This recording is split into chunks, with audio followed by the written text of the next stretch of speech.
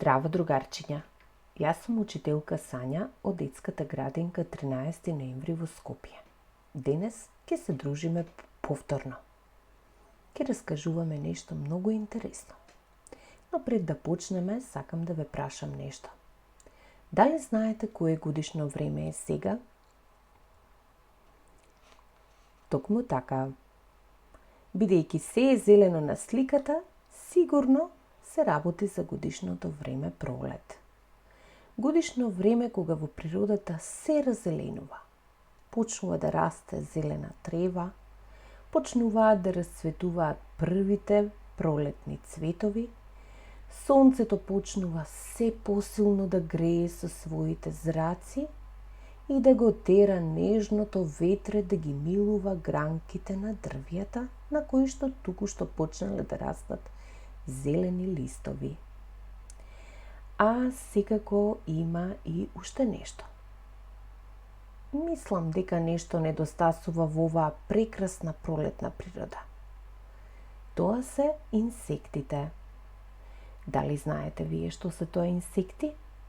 Ајде да видиме. Штом ќе пристигне пролета, низ зелената трева започнува да лази полжавот.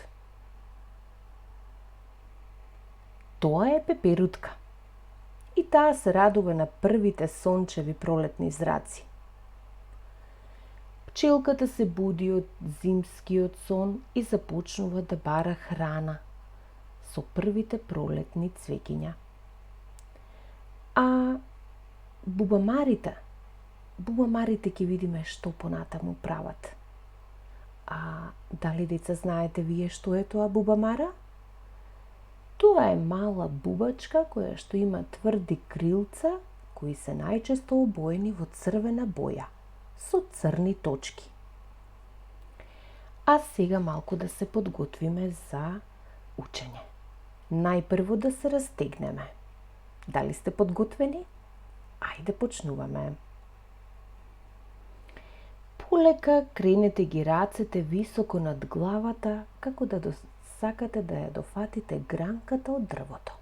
Ајде, обидете се.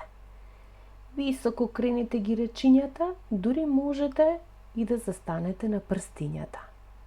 Така. А сега спуштате ги рачињата ниско на земјата, како да сакате да ги погалите убавите прекрасни пролетни цвеќиња. Браво! Сега доаѓа полжавот. Тој лази. Ајде, можете и вие да се обидете да лазите исто како полжавчето. Обидете се. Браво! Пеперутката исто така лета. Ајде, можете и вие да се обидете да летате како пеперутката. Браво, дечиња! Пчелата исто така лета, но додека лета таа зуе. Да видиме како зуе. Зззз. Така е. Ајде да пробаме уште еднаш. Земете воздух. Зззз. Така, одлично.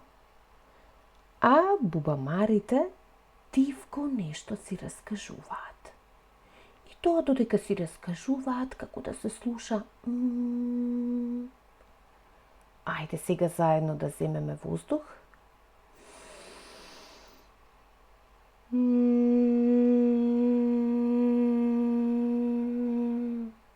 Така е. Ама сега може малку потивко, како што се тивки двете бубамари. Земете длабоко воздух.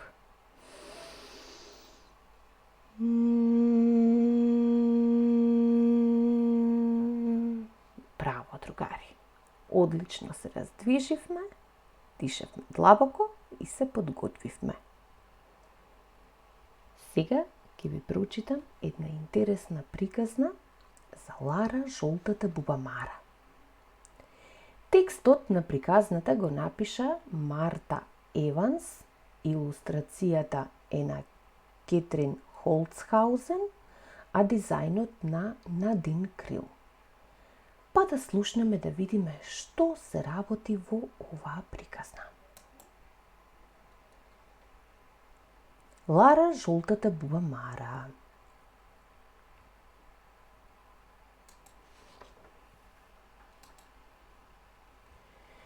Бубамарата Лара беше посебна бубачка. Од сите нејзини другарчиња само таа имаше светло жолти крилца.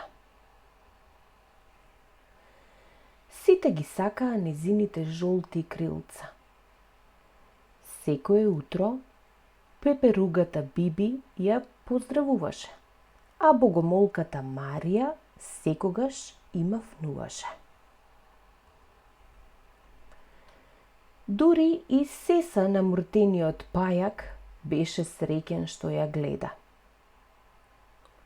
На училиште таа си играше со многу другарчиња. Но Лара сакаше да биде како другите бубамари. Камо да имав црвени крилца како тебе, мамо, плачеше таа. И така, еден ден, за да ја развесели мајка и ги обои крилцата на Лара во црвено.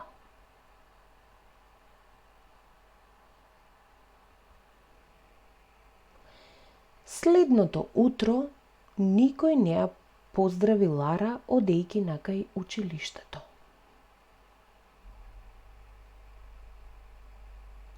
А кога стигна таму, никој од другарчињата не ѝ рече здраво.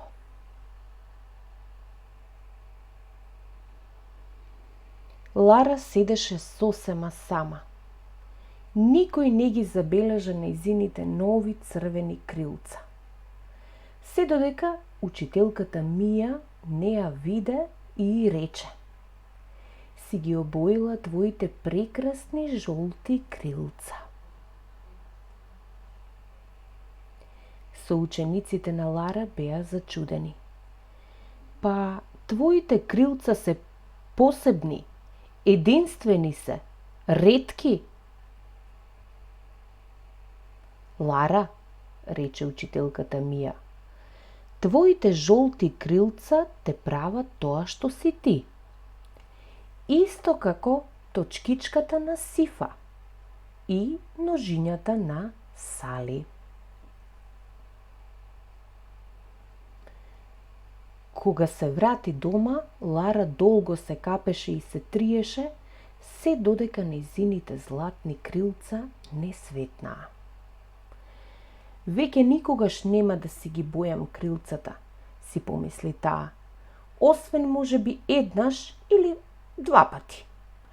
Да пробам малку виолетово или нешто убаво, но не за секогаш и само за забава.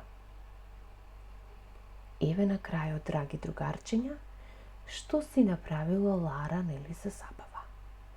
Дури таа си го сменила и својот дизајн. Ви се допадна сигурно приказната. Секако, деца, за оваа приказна, во оваа приказна се зборува за Лара жолтата бубамара. Што мислите дека е уникатно кај Лара? Така е, низините жолти крилца.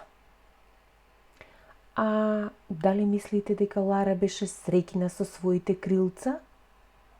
Секако дека не. Таа во еден момент сакаше да ги офарба нејзините крилца во црвена боја, да биде иста како нејзините другарчиња. Но што се случи? Никој не ја препозна. Никој не ја рече здраво. И кога ја забележаа другарчињата дека е всушност Лара, жолтата бубамара, која ги обоила своите крилца во црвена боја, тогаш што и рекоа дека Низините жолти крилца се единствени, уникатни и посебни. Тие биле специјално убави. Па така и ние, другари. Сите сме убави на свој начин, но сите имаме некоја своја посебна и специјална убавина. Токму така. Се надевам дека ви се допадна приказната, а сега можеме да одиме понатаму.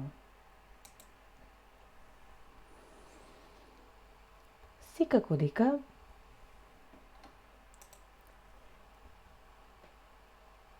еве Лара, жолтата бубамара и незините пријатели црвените бубамари. Ете така. А сега, другари, и вие можете да направите ваши бубамари. Но најпрво би сакала да ве замолам да си замислите и да се подсетите на вашите другари од градинка. Да размислите и да ви текне како тие изгледаа, што носеа, каква облека носеа, какви очи имаа и можете да ги нацртате. Потоа можете да ги нацртате и крилцата на бубамарата, но можете не само во точки, туку можете исто како Лара, жолтата бубамара, да направите и некои своји дизајни. А потоа некој од вашите домашни може да ви помогне да ги исечете со ножички и крилцата да ги залепите на грбчето на вашите другарчиња. Така ќе направите еден синџир од бубамари, еден синџир од другарчиња. Тоа беше се за денес, а пред да завршиме може и уште некоја идеја за да направиме некои интересни бубамари. Можете да ги искористите старите празни шишиња од дома, да ги обоите во различна боја и да им ставите точки или некои други дезени. Потоа можете да ги искористите и старите капачиња, а ако имате дома и магнетче, може да си направите магнетчиња за на фрижидер. И ако имате и хартија, можете да направите бубамари во различна боја. Ете така, мои пријатели. За денес беше тоа. Наскоро се гледаме повторно. До гледање!